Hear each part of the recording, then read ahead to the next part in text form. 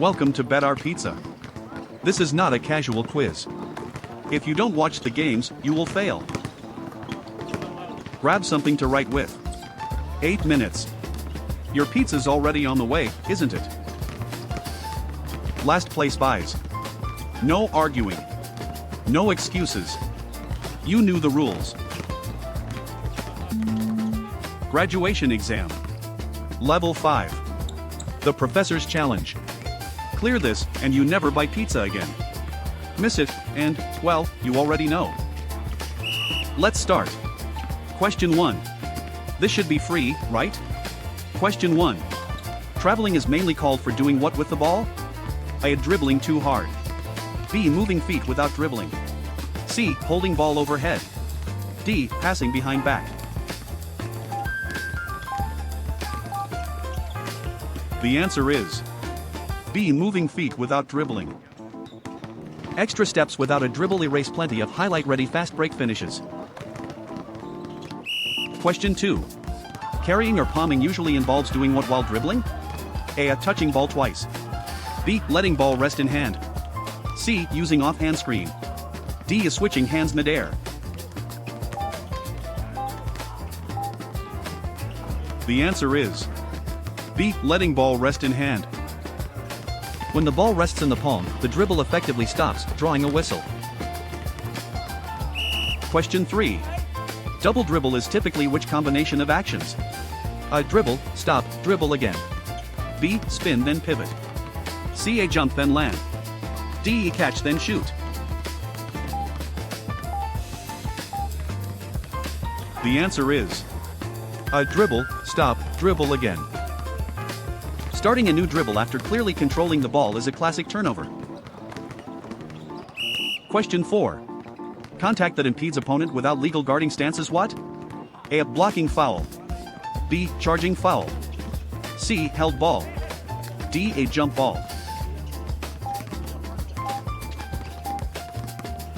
The answer is A. Blocking foul.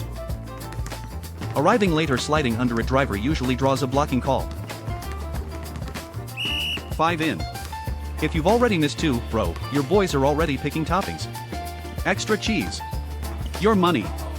Question 5. Offensive player running over set defender usually commits what? A. Blocking foul. B. Charging foul. C. Traveling violation. D. Technical foul. The answer is B. Charging foul. When a defender is set outside the arc, the collision often goes against the driver. Question 6. Non-contact disrespect toward officials is generally which foul type? A. Personal foul. B. Flagrant foul. C. Technical foul. D. A team foul only. The answer is C. Technical foul. Yelling at referees, even without contact, can cost a free throw in possession. You're giving JV bench warmer energy right now. Step it up. Question 7. Player disqualified but not ejected must do what? A. Leave building immediately. B. Sit on team bench. C. Return after timeout. D. Keep playing cautiously. The answer is B. Sit on team bench. Fouling out removes a player from action, not from the bench area. Question 8. How many officials usually work a top men's college game? A. 1 official. B. 2 officials. C. 3 officials. D. 4 officials. The answer is C. 3 officials. Modern college crews almost always use 3 on-floor officials for better angles. Question 9. Team reduced to 1 eligible player usually faces what outcome? A. Game continues normally. B. Game postponed later. C. A team forfeits game. D. Automatic overtime added. The answer is C. A team forfeits game. If injuries and fouls leave only 1 player, rules declare a forfeit loss. 10 down. At this rate, you're ordering too large with your own money. Question 10. Game clock starts when ball is legally touched where? A. Player bench area. B. Inbounds on court. C. Scorer's table. D. Inside basket. The answer is B. Inbounds on court. The clock does not move until a live ball is actually touched in play. Halfway. 10 down, 10 to go. Most of you are already cooked. I can tell. Quitting now? That's fine. This wasn't for everyone. But if you're still here, let's see if the second half exposes you or redeems you. Second half. Your boys are watching this with you, right? They're already picking toppings. Question 11. Which descriptor fits program with most tournament one possession wins?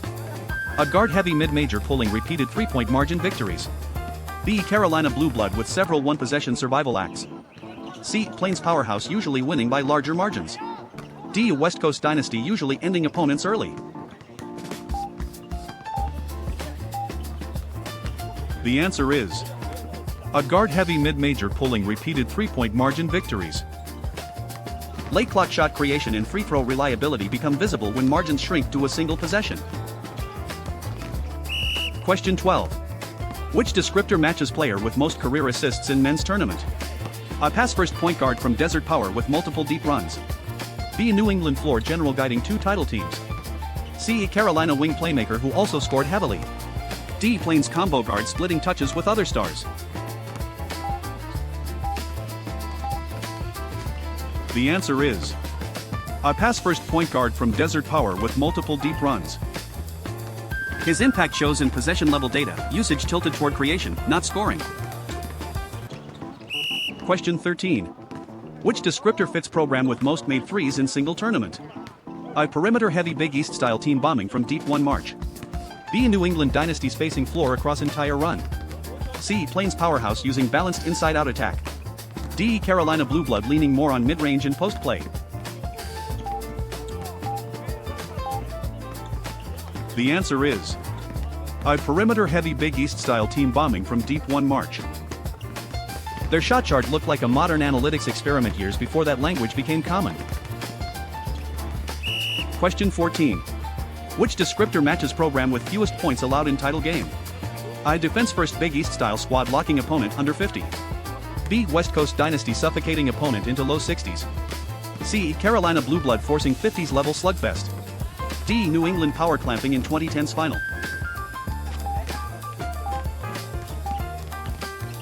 The answer is a defense-first Big East-style squad locking opponent under 50. Analysts still cite that game when modeling how defense-only paths can win single elimination events. 5 left. If you need all 5 to pass, you're the guy who thinks Gonzaga is in Florida. Question 15. Which descriptor matches program with largest championship game margin of victory? A modern 3-point heavy squad winning final by 20+ points. B. West Coast Dynasty overpowering opponent by similar margin. C. Lexington Powerhouse rolling early 1950s opponent. D. Carolina Blue Blood steamrolling 2000s mid-major. The answer is a modern 3-point heavy squad winning final by 20+ points. Their shot profile turned a neutral site championship into a math problem the opponent could not solve. Question 16. Which descriptor matches conference with longest streak of annual champions? A Coastal League owning multiple consecutive national champions. B. Southern League delivering repeat champs over short span. C. Plains-based league with occasional but spaced out titles. D. Western League mostly relying on one dynasty for banners. The answer is a Coastal League owning multiple consecutive national champions. That run made regular season standings in that league a more reliable title predictor than seed alone. 3 more. Some of you already know you lost. Don't fight it. Question 17. Which descriptor matches state producing most men's champions? A. State anchored by Chapel Hill and Durham Blue Bloods. B. State hosting Lexington Powerhouse and other strong programs. C. Western State owning single dynasty campus. D. Northeastern State featuring New England Power and others. The answer is Odd State, anchored by Chapel Hill and Durham Blue Bloods. When two national brands share one state, in-state recruiting battles effectively decide future brackets. Question 18. Which descriptor matches program with most conference regular season titles? A Plains powerhouse stacking double-digit league crowns. B. Lexington Giant with long list of league banners. C. A Carolina Blue Blood with many league titles but occasional dips. D. West Coast dynasty dominant in old league alignment. The answer is A Plains powerhouse stacking double-digit league crowns. For long-term evaluators, that league dominance predicts national relevance even in non-title seasons. One more after this. Do you even need it, or is it already over for you? Question 19. Which descriptor matches program with best all-time win percentage? A. Lexington powerhouse with historically high winning percentage. B. Plains flagship with many wins but slightly lower percentage. C. A Carolina Blue Blood balancing tough schedules and strong record. D. A private Jesuit program with strong historical win rate. The answer is A. Lexington powerhouse with historically high winning percentage. Their scheduled quality plus sustained margin keeps efficiency metrics strong across multiple eras. Last one. Make it count. If it even matters at this point. Question 20. Which descriptor matches program with most vacated tournament wins? A high-profile power hit by sanctions erasing multiple wins. Being mid-major punished for ineligible player in single run. C. Western Dynasty losing few official wins to violations. D. Carolina Blue Blood mostly untouched by vacated results.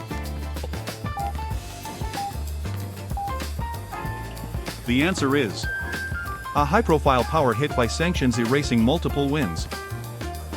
For analysts, those games still matter on film, but not in the record book. That's 20. Pens down. If you got them all right, you don't buy. You never buy. And whoever got the least, you already know. Don't act surprised. You knew from question 3. Pens down. The moment of truth. Perfect. You are the professor now. Absolute legend. No one buys for you. Ever. You graduated. No more pizza duty. Walk with pride. Waterboy. Even at the final stage. Some things never change. Pizza. Receipt. Door. Certificate time. Certified players only.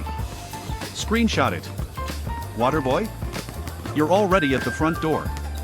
Don't forget the receipt. This is for the elite. If you earned your license, screenshot it. You just skipped a grade. Respect. Everyone else. I have nothing to say to you. Full series in the description. See you next level. If you dare.